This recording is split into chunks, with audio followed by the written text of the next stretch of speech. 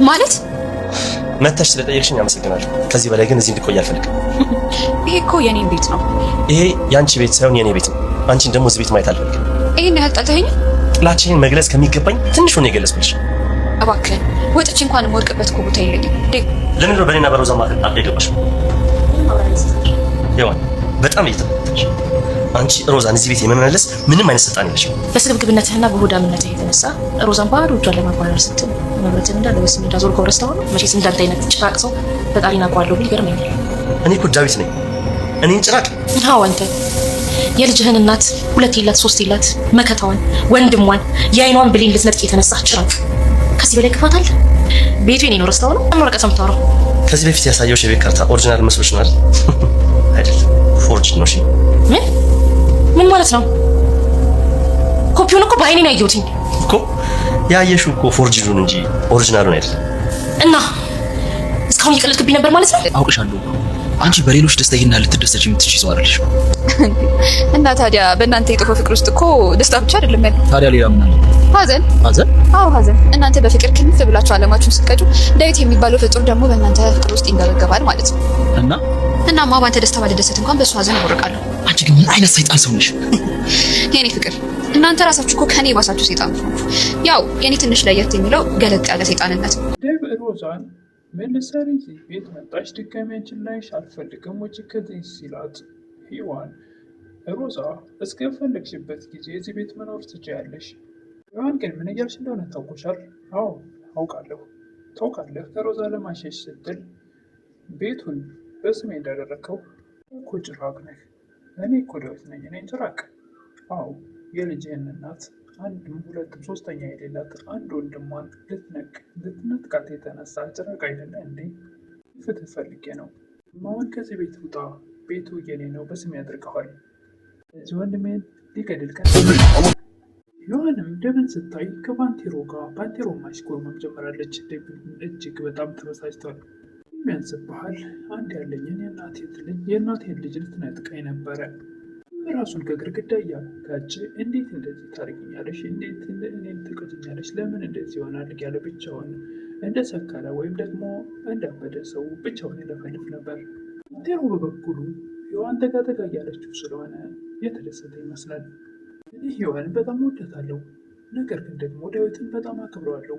በዚህ ሰዓት ደግሞ እሷን እንክብካቤ ያስፈልጋታል። ሔዋን ለሉሊት ዳዊት እጅግ በጣም መጥፎ ሰው ነው። መጀመሪያ ስትቀርቢው መላክ ይመስላል፣ ከዛ ግን አውሬነቱ ይገለጽልሻል። ለእኔ እኮ ባለውለታዬ ነው ትነበረ ሉሊት። ለእኔ እኮ ከውለታ አልፎ የልጅ አባት ነው። ግን ደግሞ ወንድሜ ላይ ያደረገውን ነገር ሳስበው እሱ ለእኔ ምንም አይደለም እና አንቺ በጣም አዝናለሁ ትነበረ ሉሊት። ሔዋንም ቀጣዩ ተጠቂ የዳዊት ተጠቂ አንቺ ነሽ። እሱ ማስመሰል እንጂ ወዳጅነትን አይችልበትም። ደብም ለሆነ ሰው ስልክ ደውሎ የምናፈሰው ወሬ እውነት ከሆነ አይደለም ሌላ ሰው ላይ ትናንትና የምወደው ጓደኛዬ ስላደረኩት አሁን ደግሞ ሔዋን ላይ የማላደርግበት ምንም ምክንያት የለም። ይህንን ሲነጋገር ባንቴሮ በር ላይ ቆሞ ያዳምጠው ነበር። ዳዊት እውነት ልንገርህ፣ እኔ ሔዋንን እወዳታለሁ። አይደለም እንደዚህ ልዝትባት ቀርቶ ምንም ነገር ቢደርስባት፣ ምንም ነገር ጭረት ቢነካት አንላቀቅም። እኔ እንደሌላ ሰው ሆነ። እባክሽ ሔዋኔ በተቻለሽ መጠን ራስሽን ጠብቂ። ምን እያልክ ነው? እባክሽን እኔ ለራሴ ሳይሆን ለአንቺ እየፈራሁ ነው። ባልተጨበጠ ነገር ምንድነው እንደዚህ መሆን እያለች እንድነግራት ብትፈልግም ነገር ግን ሊነግራት አልፈልግም። በቃ የምንወዳቸውንም ሰዎች ቢሆን መጠንቀቅ አለብን፣ ማመን የለብንም። ባንቴሮና ሔዋን እየጠጡ እሷም ተው በቃ አታብዛ ትላለች። ከጀርባ ዳዊት ተቀምጦ እሱም በኃይለኛው ይጠጣ ነበር። እያያቸው እጅግ በጣም እየተበሳጨ ምንም ልክ ደብን ስታይ ባንቴሮን ጠጋ ማለትና መጨበጥ ማድበስበስ ነገር ትሞክራለች። ደብ በዚህ ሰዓት እጅግ በጣም ይበሳጫል። መጀመሪያም ቤት ውስጥ እንዳደረገችው ሁሉ አሁን ደግሞ እዛ ያሉበት ግሮሰሪ ሆና ልክ ደብን ቀና ስል ብላ ስታየው በርቀት ስታየው በነገሩ አንድ ግሮሰሪ ውስጥ ነው ያሉት። ደብ ለብቻው ራቅ ብሎ ነው ያለው ሁለቱ። ባንቴሮ ግን ደብን አላየውም። ሔዋን ግን ስላየችው ወደ ባንቴሮ እስካሁን ድረስ ሳታየው ጠጋ ያላለችዋን አሁን ስታየው ደብን ባንቴሮን መተሻሸት መላፋት ስትጀምር ደብ እጅግ በጣም በሳጫል። መጠጡንም በአናቱ ይገለብጥ ነበር። ሮዛም ተመልሳ እዛ ቤት ገብታ የዴብ ህይወትን የባሰ ልትረብሸው ትፈልጋለች። እየደወለች ስለሆነ ሰው ወዴት እንደሄደ የት እንደወጣ የት እንደገባ እያጠራ ንገረኝ። ሮዛም ደግሞ አሁን ወደ ሉሊት ጋር ሂጅ ስራ ልስራ በማለት ሉሊት ጋር በመሄድ ዳዊት እኮ የወደፊት ፊት እድልሽን ያበላሸብሽ፣ እሱ ማለት የወደፊት ዓላማዬ እንዲሳካና ፍላጎቴን የምረዳኝ ሰው ነው።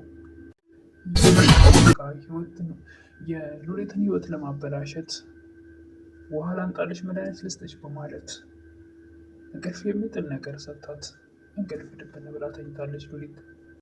ዴብም በበኩሉ ጠጥቶ እጅግ በጣም ከመጠን በላይ ሔዋኔ እያለ መጥቶ የወደቀበትንም አያውቅም። ወደ አሁኑ እነሱም ተከትለው መጥተው ሔዋን ሞክ ብሏታል። ባንቴሮ ደህና ነው፣ ዝም በይ ድምፅሽን አታሰሚ እንዳትረብሽ ይላል ነበረ ባንቴሮ። ነገር ግን ተንኮለኛዋ ሮዛ ሉሊትና ዴብ ሰክሮ ስለነበረ እዛ ሉሊትና ሔዋን አንድ ክፍል ስለነበር የሚተኙት ሔዋኔ እያለ ወደዛ ሲሄድ የሔዋን ፊት ነበር ላው ላይ በፊቱ የሚቀረጽለት። እሱም በጭራሽ ማንኛውም ምን ሆነ አያውቅም፣ እጅግ በጣም ሰክሯል። ሉሊትም በእንቅልፍ መድኃኒት አስተኝታታለች፣ ምንም ነገር አታውቅም። ሔዋኔ እያለ ሉሊት ክፍል ገብቷል። እላዋም ላይ የወደቀ ይመስላል ዴብ። በዚህን ሰዓት ሁለቱ ባንቴሮና ሔዋን ብቅ ብለው ወደ በር ያው ነበር። አፋቸውንም ይዘው ወደ በር ተቀብለው አይተው ይመለሳሉ። ነገር ግን ባንቴሮ ገርሞ ከማየት ውጭ ምንም ነገር ሲያደርግ አላየንም። ዴብም ራሱን ስቷል በስካር። ሉሊትም በእንቅልፍ መድኃኒት አደንዝዛታለች። ተንኮለኛዋ ሮዛ በጣም የምትወደው ወንድሜ የምትለው ዴብ ስህተት ይሰራ የሆነ እንግዲህ ቪዲዮ ዛሬ እዚህ ላይ በስካር መንፈስ ስህተት ይሰራ ይሆን? እሱም የሚያውቀው ነገር የለም። ራሱን እጅግ በጣም ስቷል። ሉሊትም እንቅልፍ ጥሯታል። እንዳትነቃም አድርጋታለች በእንቅልፍ መድኃኒት። በእውነቱ በጣም ያሳዝናል። ሰዎች ህይወት አጥፍቷል እያለች ያለውንም የሌለውንም ነገር ጨማምራ ነገራታለች። ሉሊት ይህን ነገር አልደግፈውም። ስለዚህ የሮዛ ፍላጎት ከዛ ቤት ሉሊትን እስከ ጭራሽ እንድትጠፋ ስለሆነ ዴብ ስህተት ከፈጸመ ሁለተኛ ሉሊት ዴብን ጭራሽ አይኗን አታየውም። ለሁሉም ለማንኛውም ያሳዝናል በእውነቱ። ሉሊትና ዴብ እንደ ታናሽና እንደ ታላቅ እንደ እህትና እንደ ወንድም ነበር የሚታዩት። ነገር ግን ተንኮለኛ ሮዛ ወደዛ ቤት ድጋሚ መመለስ አልነበረባትም። እድሜ ለሔዋን ወንድም እሱ ነው ወደዛ ቤት መጀመሪያም እንድትሄድ ያደረገው። አሁን ደግሞ ሔዋን እስከፈለግሽ ድረስ ተቀመጭ ስላለቻት ነገሮችን አበላሸች። በእውነቱ የዴብና የሉሊት ነገር በዚህ አይነት ነገር በጣም ያስጠላል። ለማንኛውም እስቲ ቀጣዩ እንግዲህ ምን እንደሚፈጠር እናያለን። ምናልባት ሉሊት መሆኗን አውቆ ምንም ስህተት ላይሰራ ይችል ይሆናል። እንግዲህ እሱን ቀጣይ ለምናየው ይሆናል።